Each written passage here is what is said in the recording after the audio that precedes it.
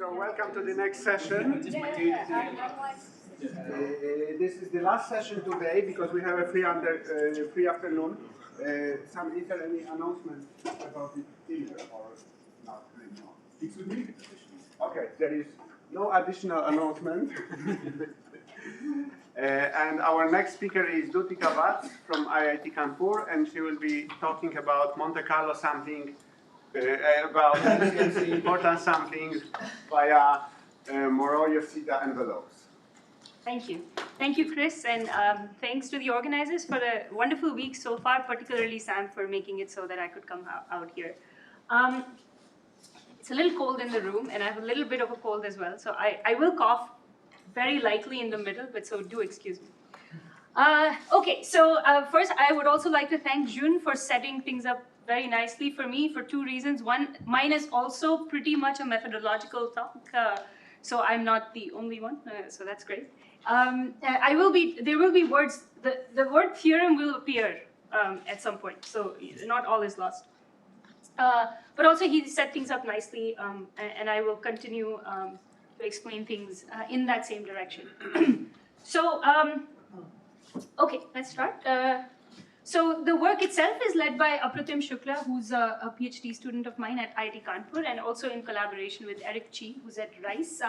And the collaboration itself was happened in a very interesting way. IIT Kanpur and Rice came up with a collaborative grant, and we had never worked with each other, but we knew each other. We'd met at a conference, and so we just thought, well, this must be not competitive at all, because it's only between these two universities, which are very small, so we should maybe just chat, and we chatted. Wrote something up, and it was given to us, and then, in the last year, this is what has come about it. And Apratim was able to also go and visit Eric as well and learn a little bit more optimization. Okay. So what is the focus of my talk? So I just want to lay down the premise right in the beginning. Our target distribution is of the kind e to the power minus psi of x. So my potential I will be denoting as psi of x. And I'm interested in estimating characteristics of this in general. It could be means, it could be quantiles, it could be other expectations.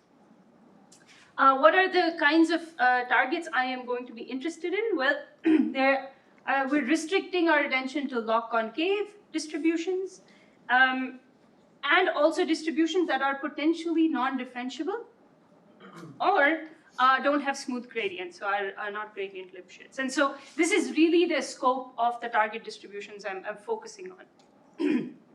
Although one of the things that we want to do now is relax at least this one and see what we can do for not log concave distributions. Okay, great. So just like Andy mentioned in his talk yesterday, a lot of what we're going to do is going to focus on the meta algorithm of Metropolis Hastings. And so just a quick overview so that you understand notation. I'm going to run a Markov chain to sample from the target density pi. And given x, small x, which is the current iterate, the Metropolis Hastings runs in the following way, that I choose a proposal kernel Q, and I'm going to denote the density of that kernel as small q. And if, with probability assigned via the Metropolis Hastings acceptance ratio, I set the next state to be the proposed value. Otherwise, I next state to be the current value. And because of the form of pi that I have assumed, this is going to be of the form e to the power minus psi y plus psi x. Okay, so we've had plenty of discussion about the kinds of proposals, and so for example, random walk proposal would mean that Q is Gaussian x comma h, just establishing notation. And then the Mala proposal is going to be x plus h by 2 gradient log pi, which is then x minus h by 2 gradient psi of x. Okay, very good. So for a given pi that we can at least evaluate up to a normalization constant, and maybe we have gradients available, we can choose to run this, the meta algorithm, and with whatever choice of Q that we have. From a practitioner's perspective, or somebody who's actually employing this, they're going to be also interested in the quality of inference, which is something Arjun talked about yesterday as well, is can we assess what kind of quality of inference we're doing over and above convergence to stationarity or mixing time, what is the quality of inference that we're doing? And so, since xt is a Markov chain, the samples are correlated and most often positively correlated. And consequently, if I, let's say, were to estimate my population mean with my sample mean of the Markov chain trajectories, then this variance is going to be affected in that in the event of positive correlation in the Markov chain, this will have a very voluptuous variance. And so highly correlated Markov chains are going to lead to large variances for quantities of interest. Okay, so what are go-to ways of, for a practitioner, what might they want to do in terms of restricting this variance? There's a couple of different strategies. There's probably much larger than the two that I'm going to propose, but I'm going to focus on two strategies. One is, well, you include the quality of your Markov chain, improve the quality of the Markov chain, which means maybe I could use gradient-based proposals or in general better Markov chain strategies, which means I just choose my Q much better in my meta-algorithm of the Metropolis-Hastings algorithm. Okay? And another less popular, although we've discussed importance sampling today itself, but can be quite successful strategy is importance sampling, where we sample from a different distribution instead of pi, but correct for the mismatch between pi and this different distribution. So this seems to be the same font as this, but this is supposed to be light gray. But I don't think so. So now all of my light grays are going to just look horrible on this, but that's fine. Okay. So I'm going to talk about each of these one by one. I'm going to be a little too pedagogical for this audience, but it's just the way how I prefer to give my talks. So excuse me for that. If you get bored, feel free to take a nap. So let's look at gradient-based proposals. What do they look like? We've discussed this abundantly in this week. But let's say I have a normal 0-1 target like this, and I'm at this current point. Then a random walk proposal is this orange proposal density and centered where I am. And the Mala proposal is centered in the direction of the mode of my target. And so typically what you're going to see is you're going to make larger jump sizes because you've now centered your proposal towards area of high probability, more likely to accept moves in that area now that you're in an area of high probability. So naively, utilizing more information can improve mixing for your process. And there's a large number that they've come up today itself. There's the Mala, Hamiltonian Monte Carlo, Barker's algorithm, Riemannian manifold versions, and so on. So all of these things are things we can try in this situation. So this is these are a quick list of pros. Quick list of con is if I consider this particular target, e to the power minus x to the power 4. This is an example that doesn't have well-behaved gradients, and so in this particular case, this is my target, this is my same current point, and this is my random walk proposal. And the Mala proposal has basically left the chat completely because of the size of the gradient being very, very large. Okay? It's centered around 70-something, 75-something. Okay? And so in this particular case, Mala starting at something like -3 is not going to be a good strategy because you're not going to be able to move around very well, something that June was talking about. So this would require our gradients to be well behaved, or in general have some Lipschitzness properties, and also inherently we're assuming differentiability of our target density. So these are two cons. Okay, very good. So what about the other variance reduction strategy, which is importance sampling? How does that work? So here's what importance sampling is in case we're not very familiar. So I'm going to assume I'm going to run a Markov chain YT with stationary density G. So I'm simplifying things that I'm dealing with a base measure being Lebesgue. And so I have a stationary density G, and I'm going to get a Markov chain samples invariant for this. And I'm going to define unnormalized weights as Wx to be e to the power minus psi x. This is what I actually want to get samples from. And divided by G, this is what I actually end up getting samples from. And there is a mismatch between my actual target pi and my actually chosen target G, so I have to correct for that mismatch. And I do that when I actually go down to estimate certain quantities, So the self-normalized importance sampling estimator, also called weighted importance sampling estimator, is basically a weighted average of these YTs weighted by the normalized weights. And so this is theta hat n, and one can show that this also is consistent for theta as n goes to infinity. Okay, so even though we don't have samples from the correct density, we can actually estimate things correcting for that mismatch. So this is very well studied for when YTs are IID samples, and particularly there's books written or chapters within those books written about this. And one of the reasons this was popular, particularly in the IID case, is that actually it's possible for variance of theta hat n to actually be smaller than variance of the regular Monte Carlo estimator. So you can actually do better than getting samples from the actual target that you're interested in. Okay, so let's in the same flow, let's discuss pros and cons of importance sampling. So what are some pros? So now I'm going to look at the same target density, and I'm going to look at the issue of estimating the mean of this target density, which is very difficult to calculate, but it is 0. I did the math. And I'm going to choose a proposal density or an importance distribution to be this Gaussian normal 0, 2. And provably, this is a well-known example of the effectiveness of importance sampling. And you can show that when I'm getting IID samples, the variance of the importance sampling estimator is smaller than the variance of regular vanilla Monte Carlo, good old-fashioned Monte Carlo. Okay? And why is it that this particular G or importance distribution is effective in this case? It is for two reasons. One is that the modes match, which means that the area of high probability of G matches with the area of high probability of pi. And then another reason is that G ends up enveloping pi in the tails, in the sense that for this choice of G, I can see that in the tails, G is always going to be superior to pi or dominate pi. In this particular case, it's just by a constant factor. Okay. What are cons? Well, cons is that if you mess up a little bit with the choice of the proposal density or importance density, you might be in a very bad situation. So same example, same target, same object of interest, but now I choose the proposal density to be normal 0, 1 by 3. And in this case, provably the variance of the importance sampling estimator is infinite. And if I change the mean, keep the same variance, but change the mean, keep it to be 1, again, provably it is variance of the importance sampling estimator is infinite.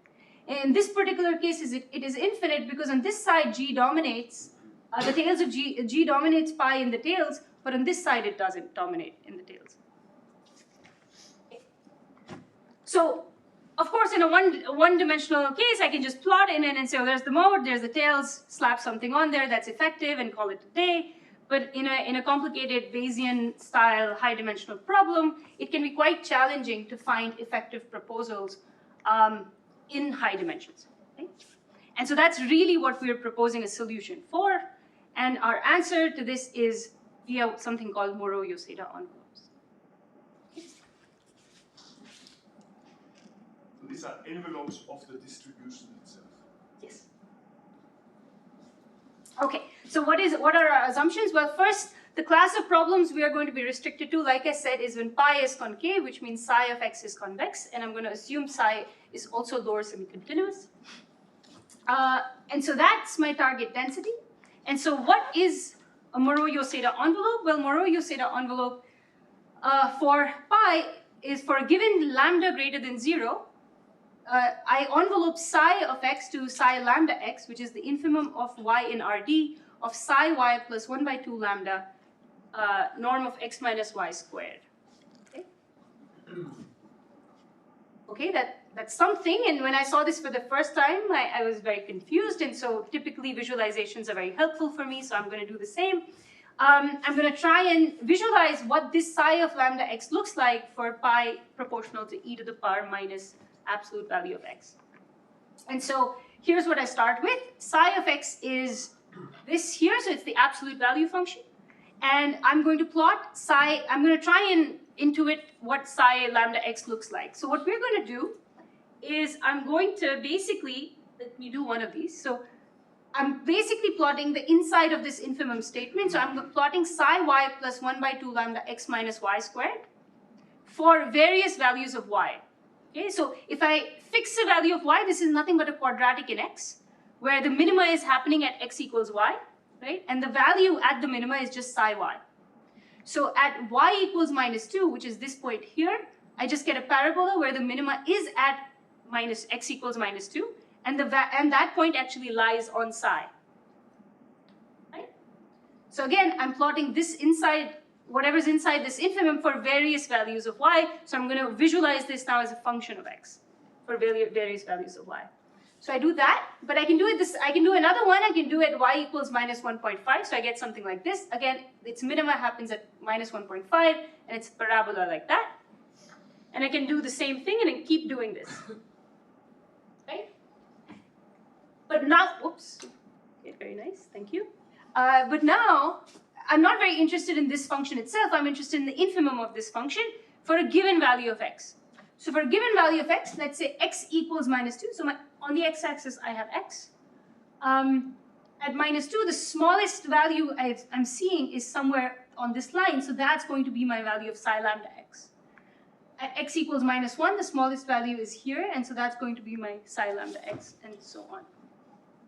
So I can basically draw this out, and this is going to be my psi lambda x function, which in this particular case is the well-known Huber function.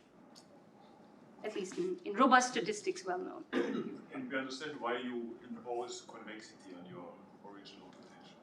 So I impose, yes, so is that a statement? No.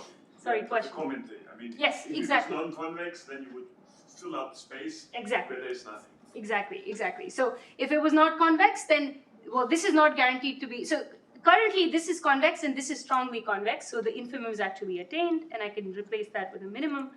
If this is not convex, then this is a hard problem to solve. Which is why we tackled this problem first. It's not so easy to solve even for convex. Yes, correct, yeah.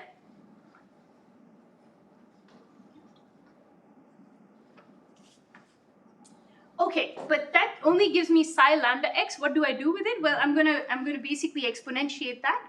So I can construct a function that I claim is a density, but pi lambda x proportional to e to the power minus psi lambda x. Right? So I just exponentiate that, and if I can just do this for different values of lambda, and different values of lambda. Let me hold that lambda equals 3. I get this to be the Moreau-Yosida envelope for this, and this to be the corresponding what I claim to be a density. Okay.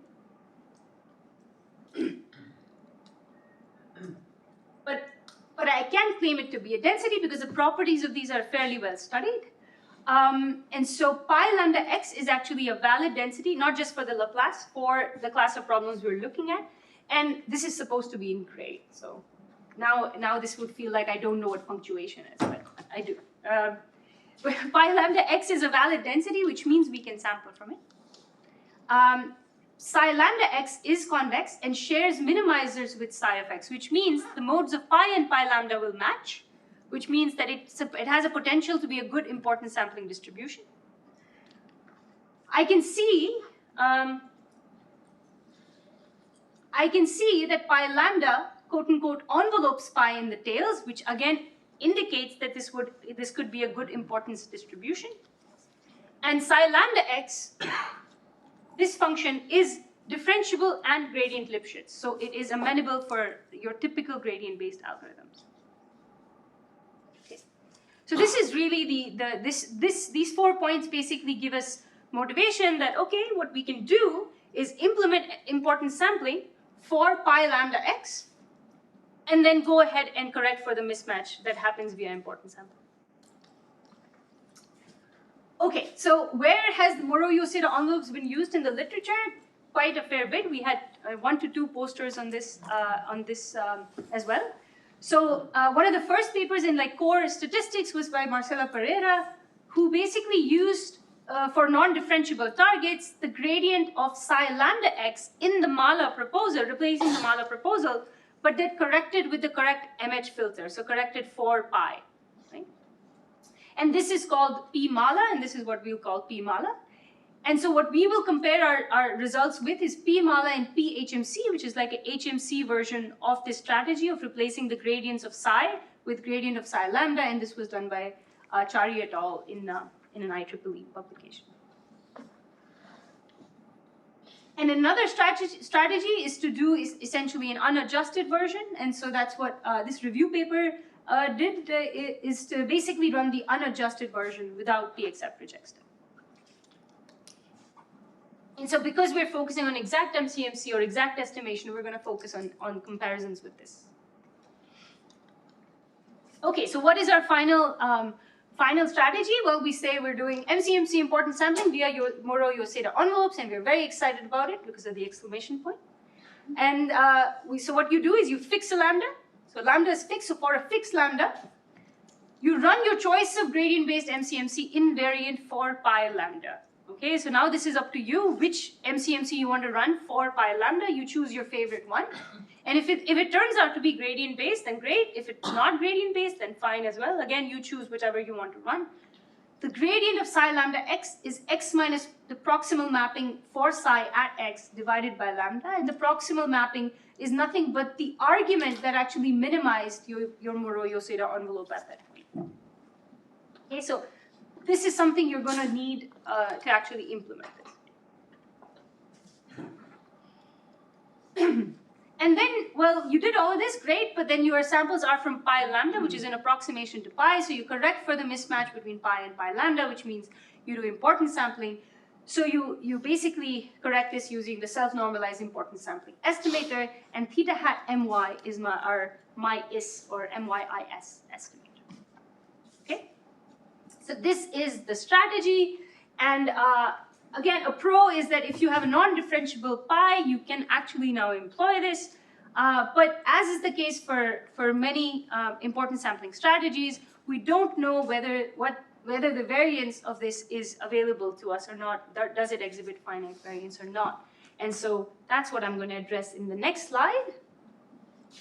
Is this estimator any good? Well, yes. So I promised there would be the word theorem. There you go.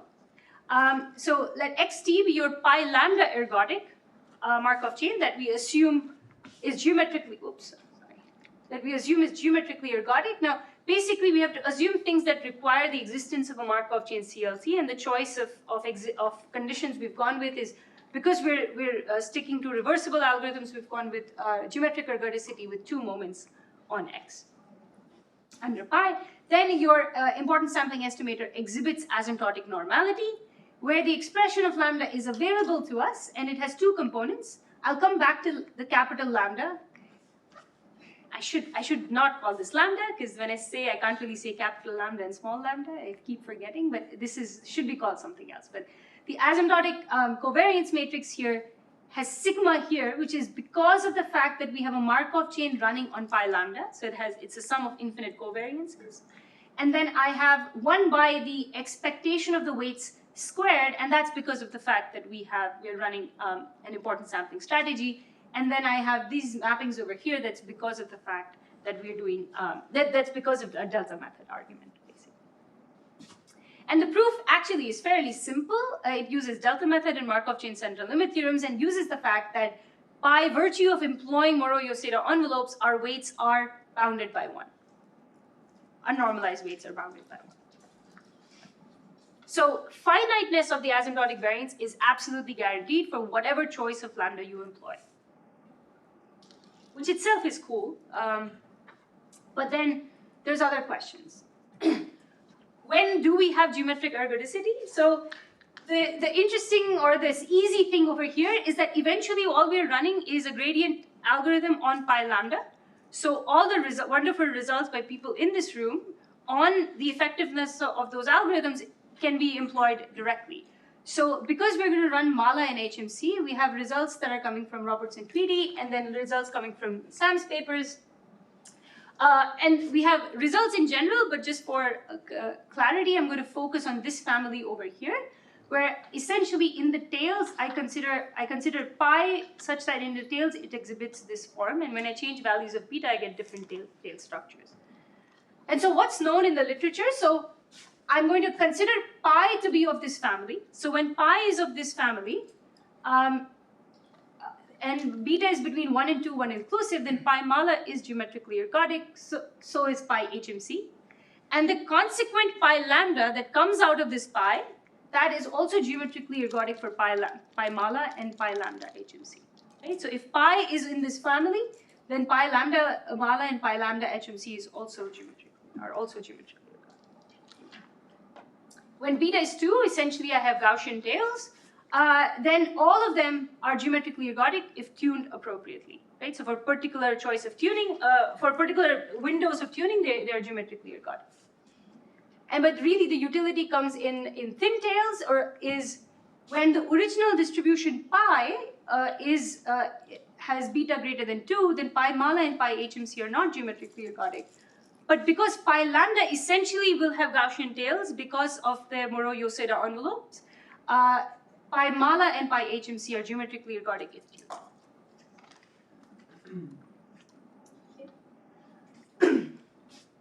So this sort of alleviates some additional concern on geometric ergodicity for your target distribution, because instead of employing a Markov chain on the target, you could be employing a Markov chain on a slightly different target that doesn't have such thin tails, and then this would be useful from a geometric ergodicity point of view too. Okay, then I move on. I think next to a burning question. Well, no, first I'll skip some things. So the results I showed before are obviously for a specific family, and I'm just showing those for cleanliness of the results here. But we can basically take, for pi lambda mala and pi lambda HMC, and using properties of the Moreau-Yosida envelope densities, one can simplify when the conditions of these two papers are satisfied for what choices of pi and what conditions on pi. In a typical Bayesian problem, we are not only interested in expectations, and so, for credible intervals would be something a typical practitioner would be interested in, and so quantiles can also be estimated, and I'll show you an example as well. And of course, we can also easily extend this to estimating other expectations. And further, the capital lambda, or that appears in the asymptotic normality, which tells us what error we're making in our calculations, in our estimation, that can also be estimated. All the things in there can be estimated as well. Okay, very good. Now I talk about choosing lambda, right? Because everything I showed you said fix a lambda, but now we have to actually choose a lambda. And can I ask you a question yes, before we move on? Of course. I'm a bit confused by a statement, which is, so you say that sampling from this distribution can be better than sampling from the original one. Yes. Right? That's a bit confusing. Is that when you compute the variance, which it cannot be true for every observable. No, definitely not. So let me go back here. So, for example, if the original has heavy tails, original distribution has heavy tails, then the pi lambda is also going to continue to have those heavy tails. So in that situation, sampling from pi lambda, because of the tails, is not going to be much easier. But when the original has light tails, then pi lambda will have Gaussian tails. When it has lighter than Gaussian tails, then pi lambda will have Gaussian tails. Yes, the variance that you are talking about is always the variance of the mean. Yes. Yeah, I think that's Oh, was that your question? Yes. Oh, okay. Sorry, let me go here. Yeah, so this is the variance of the employed estimator. Yes. Excuse me, I have a question for this theorem. So this quantity sigma that you write there, is it clear? Is it obvious that this should even be finite? Yeah, so that's where this condition is being employed. So the fact that the pi lambda chain is assumed to be geometrically ergodic, and this has two finite moments, that guarantees the existence of the Markov chain central limit theorem happening on this tuple, which means that it guarantees the finiteness and existence of this. And then we use a delta method argument, basically. Yeah.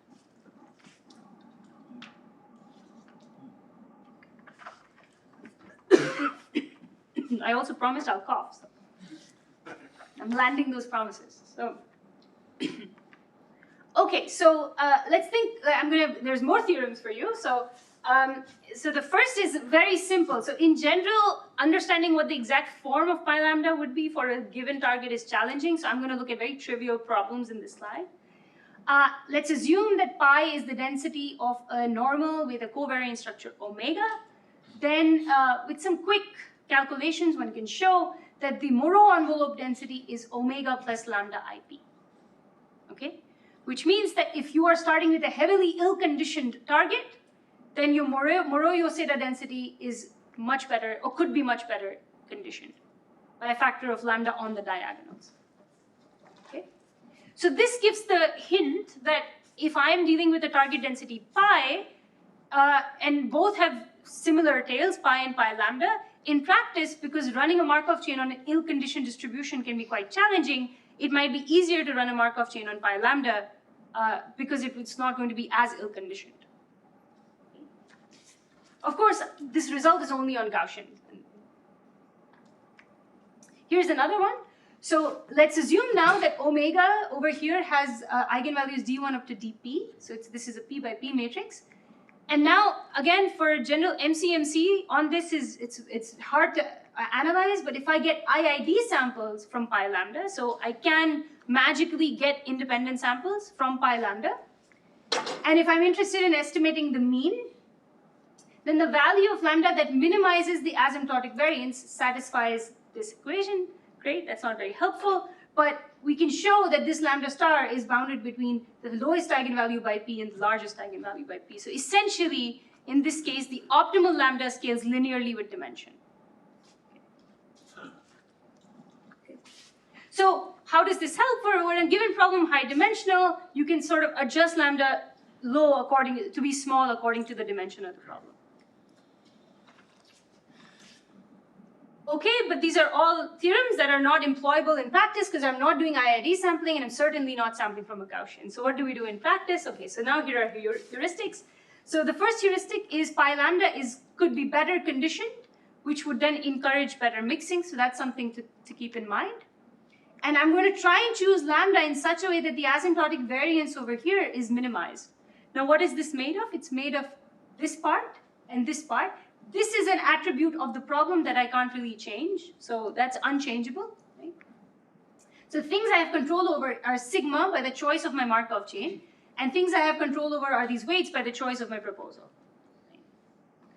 And so what's the trade-off? Well, as lambda increases, so keeping this intuition in mind, if pi lambda becomes better conditioned and is smoother, that means lambda is increasing, which means that this is going to reduce the autocorrelation structure in my Markov chain, so that limits the behavior of sigma. And as lambda increases, though, the difference between pi and pi lambda increases, so the mismatch of the weights increases, which means this decreases, which means this whole thing would then increase as well. So as lambda increases, I have a danger of fixing this, but also making this worse. So there's a trade-off, which is difficult to balance, but here's the intuition. Well, increase lambda from 0 until weights are too small. That's the intuition then, right? So you start from 0 and you keep increasing lambda until just weights are just too small, saying now my choice of importance sampling density is just not very good.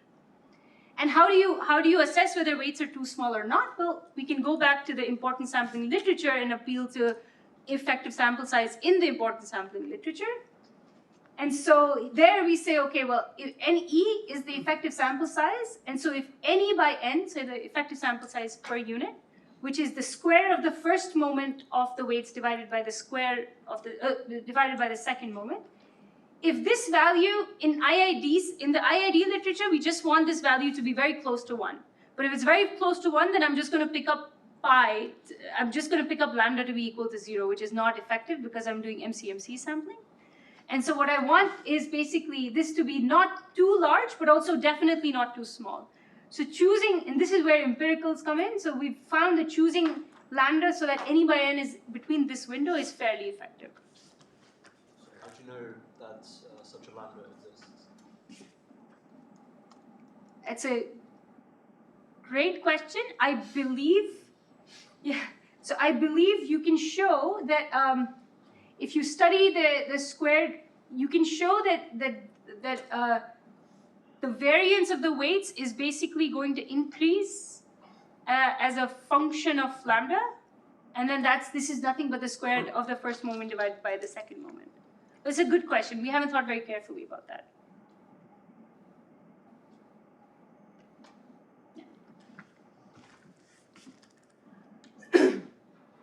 Okay, so let me go back and tell you that this seems like a reasonable strategy. So I'm gonna look at the Laplace distribution, but in 20 dimensions. We do this for varying dimensions. I'm just showing you for 20 dimensions, and I'm gonna show you 3 plots. One, in the first plot, so I'm gonna change all, on the x-axis is going to be lambda, so I'm looking at everything as a function of lambda. And we're going to track what the effective sample size for important sampling is for a choice of lambda. And then we're going to see what the Markov chain effective sample size for pi lambda is. So these are 2 completely different effective sample sizes. And then we're also going to track the asymptotic variance. Okay? And so on the y-axis over here is NE by N, which is effective sample size from important sampling as you change lambda. So we see that when lambda is 0, I am basically getting exact equality between pi and pi lambda, so my weights are exactly 1. And as lambda increases, my weights basically decrease. I've drawn 2 horizontal lines over here which mark basically the places where the effective NE by N is 0.8 and NE by N is 0.4. Right? So this is what we recommend to be a reasonable window for lambda. Then I look at what is the effect on the mixing on the Markov chain. So this is the MCMC effective sample size under pi lambda, right? And we see that as lambda increases, the effective sample size is improving as well. Right? So the Markov chain finds it easier to move around in this space. And now over here is the actual asymptotic variance. And we see that, okay, now as lambda is increasing, we see asymptotic variance is decreasing and then increasing. What's interesting in this example to note is that almost any choice of lambda from 0 up until 2 is much better than sampling from the original target distribution, because our asymptotic variances are smaller everywhere in this particular case. I can do the same thing for the light-tailed situation. So in the light-tailed situation, so I have e to the power minus x to the power 4 in 20 dimensions. Isotropic, so I'm not putting any correlation structure in here. And over here, again, the effective sample size for important sampling is decreasing.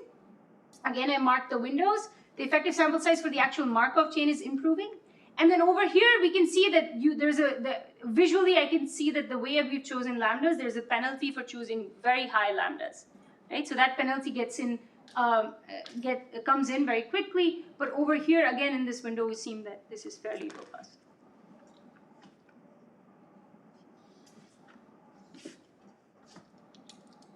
Okay. So let's. Now, it's really interesting. But now, if you choose something else, you want to know something else. You want to know the kurtosis. You want to know some other. Then you have to do a new calculation. And so it will give you a new lambda. So this is what comes out of important sampling. Yeah. The important sampling is always fine-tuned to the number you want to compute. Yes. To the observable, to the statistic that you want to compute. So it's very much used in physics. What you are explaining is exactly. Absolutely. So you're not treating the original problem. You're treating a similar problem, which is fine-tuned to the statistic that you want to estimate. Correct. So the choice of pi lambda that you're making is fine-tuned to maybe the thing that you want to estimate.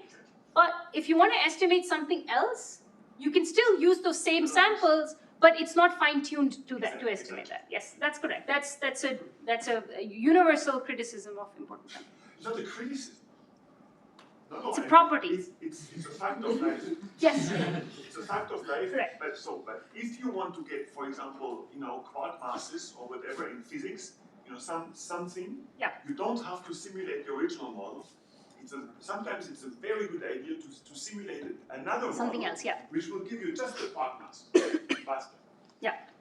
That's what you're showing. Correct. You're showing the textbook example for what is doing. Okay, so we pick up an example that's in slightly more dimensions than 20. This is in 100 dimensions. So what I have is basically a Bayesian L1 trend filtering problem. So I have essentially nothing on the x-axis, just indices on the x-axis in one-dimensional data that looks like this. And what we want to do is fit a trend, but not as a function of time or anything like that, but just fit a trend to these observations that are ordered in time. So that's the only thing. And there's a couple of different methodologies in general in trend filtering out there. And so we pick up something that Eric's group had done a couple of publications ago. And so what one does is it says, okay, well, y is the actual data we've observed, and I want to estimate the mean characterization of y, which is beta. But if I don't penalize, then what I'm going to do is basically join all the dots, right? I'm just going to connect all the dots, and that's not going to give me a trend. So I'm going to add a penalty that basically enforces a trend, which is via something called the difference operators. So based on the order of the difference operator, I can get a constant trend, I can get a linear trend, I can get a quadratic trend, or whatever I would like to do. So this problem over here, the way I've presented this to you, it could be seen as a objective function for a machine learning problem, or it is just the posterior, the log posterior for us. Right? And so that's it. So the data that we showed you is data of 100 observations. And so here's what we're going to do: is we're going to estimate the mean trend. We are going to compare ACFs between the pi lambda MCMC and proximal MCMC. So what we're going to, this is comparing apples and oranges, but pi lambda MCMC targets pi lambda, different distribution, and proximal MCMC targets pi, different distribution. But I'm just going to compare their autocorrelation functions as a proxy of mixing time, just to understand whether one mix is better than the other. Now red light is flashing. We choose lambda to be 0.001 so that any by n is approximately 0.45. In practice, we find that as dimensions are higher in 1, 2, 5, 10 dimensions, 80, 60% is okay, but as dimensions are increasing from 100, and we have another 4,000 dimensional example, it's best to be around 40%. This is, again, we have no theory for this, would love to study this theoretically, have no idea how to go about it. And this is what we get. So this is there's a lot on this slide, but here's what we show. If I look at the pi lambda mala minus p mala, and this is lags on the x-axis, and difference in the ACFs on the y-axis, and the box plots are made because there are 100 components. So it's for basically box plot over components. Okay? And we see that the difference between the mala chain on pi lambda and the mala chain on pi, but using p mala, there's very little difference. Okay, so there actually is not a lot of improvement in terms of for mala itself. Okay, but the story is very different if we employ HMC. So for HMC, because pi lambda is now gradient Lipschitz and it is smooth as well, it becomes much easier to employ these gradients. But compared to PHMC, which is what Chari et al. Did, the ACF improvements are massive. Okay, but so what we want to remember is on this side, the actual Markov chain is not very effective. On this side, the Markov chain is very, very, very effective. And so what I show you next is the average relative efficiency over 100 replications. So we do this whole process of running the Markov chain 100 times. And for each component I, I'm going to estimate the asymptotic variance using the proximal algorithms and estimate the asymptotic variance using our important sampling strategy. And we can do this because the form of lambda, capital lambda, is available to us, and I can actually estimate those components. And when I do this, I see that if I look at relative efficiency for comparing the two malas, I see the worst I do in a component is 2.6 times. So for the worst component, my relative efficiency is at least 2.6 times, even though the Markov chains were not any good. But this is purely an attribute of importance sampling in this case, of the fact that importance sampling can give you improvements in variance. But over here in HMC, the worst component is at least about 25 times more effective in terms of efficiency. And that's because the Markov chain also is very, very effective. Okay? And then what we can do, so over here there's a red curve, which is basically the trend fitted as the posterior mean. And then because we can also do quantiles, and our choice of the importance sampling density is not tuned to the estimation of quantiles, but the estimation of quantiles are still available to us. We can also make the quantiles around this. Okay, that's it. So there's some other toy examples that we have justifying to us and to the reader about the choice of lambda. We have an image denoising problem that's about a 4,000 dimensional problem, and there again, we see gains in terms of relative efficiency despite being a high dimensional importance sampling paradigm. And that's because of the way the importance sampling choice, the Moreau-Yosida density works. And then we also employ this for a light tail problem, the Bayesian-Poisson random effects model, for which the Barker's algorithm is very impressive. And we see that the Markov chain is comparable to the Barker's algorithm. However, again, because of the importance sampling paradigm, we get gains in relative efficiency just by the importance sampling issue. Okay, pros and cons. So a con, obviously, is that first pi must be log concave, and we would, once we actually finish submitting this, that's the next thing we'd like to think about. It's a very challenging problem, don't know how we'll do it, but we haven't thought about it very carefully, so we want to think about it. A con is the availability of psi lambda, right? So I haven't really talked about how I'm going to get psi lambda and the proximal mapping. But there are actually many proximal algorithms, and especially for the machine learning community, there's proximal algorithms available for a large class of problems. And for example, this is something that appears as a penalized problem for which proximal algorithms exist. And for some problems, actually the proximal mapping is available in closed form as well, like it is for the image denoising problem that we're working with here. So just to give you an idea, here the proximal mapping is available in complete closed form. There's no iterative algorithm needed. And then here, the proximal mapping we've derived the proximal mapping that employs a Newton step where the Hessian is a diagonal matrix. It's a very simple and very quick Hessian step. But it does require effort, and all proximal algorithms, and there's a large scope of proximal algorithms, all of them require this, which is definitely a time con. Even if we don't have a guarantee of a good choice of lambda, there is the guarantee of finite variance of the estimator, which itself is pretty neat for any important sampling paradigm. But if you choose lambda carefully, you can actually get significant gains. And then also you can do what Arjun talked about. You can actually do Monte Carlo error assessment, and you can think about how many samples do you need until some quality of estimation. You can do all of that within this paradigm as well. So for the last 3 months, this is available on arXiv shortly. So we really think it should be available very, very shortly before Christmas. And I was hoping we'd have it up, but we keep wanting to do more things. After Christmas, there will be Easter. Luckily, those are not primary holidays in India, so I'm okay. Holi, I'll wait for Holi. But thank you so much. I'm sorry I went a little over time.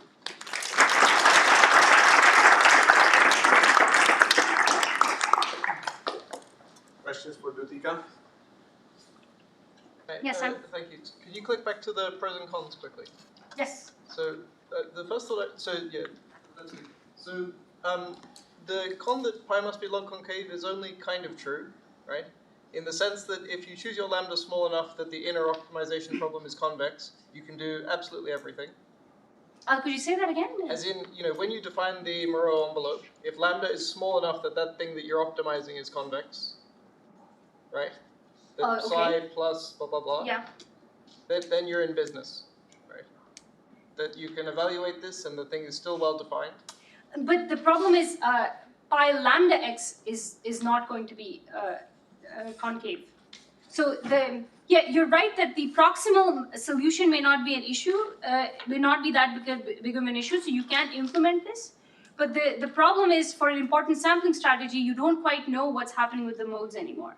Yeah, but I think it will be good, basically. Okay. So here's an extreme case. So you're doing the Moreau-Yosida envelope, but in some world, you might actually just want the literal convex envelope, right? Yes. So if you're in a multimodal case, and you can actually just cut out that slice in the middle, then you're actually in very good shape. I mean, of course, it will depend on the fluctuations and so on, but I think it's even particularly interesting in that case. Okay, I'll have to think more about that, but I like your optimism. I will borrow some of that. Thank you. Yeah. Thanks. Yeah, so very interesting. So in many problems, you know where your points of discontinuity are, right? So does it make sense to make lambda a function of x because it's just a smoothing parameter, essentially? Make lambda a function of x in, Yeah, so in what make it sense? state dependent. So you're basically smoothing different amounts in different parts of the state space. Oh.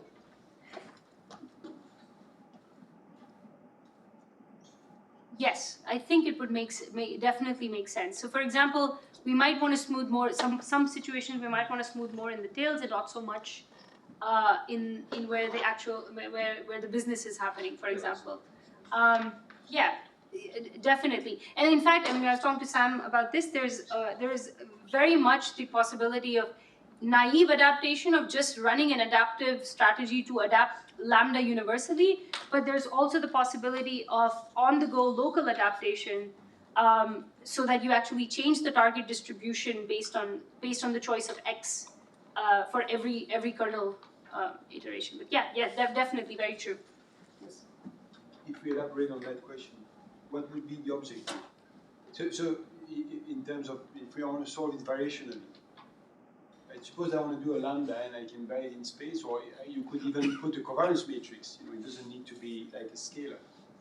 So what would be the objective you would try to optimize? Minimize the variance. Minimize the variance, okay. Of the functions that of the thing that would be interested in estimating. Yes. So, for example, something I'm working on to address, not fully address, something that we're also thinking independently with another student, is if I'm interested in estimating the density function, the marginal density functions of my quantities, then I'm also interested in also estimating the tails as well as possible. So that's something that alleviates some of the concern of maybe specific functions of interest, because if I can estimate the marginal densities fairly well, maybe that's something I can do. But yeah, I think it depends on if you give me an objective or a class of things that I'm interested in.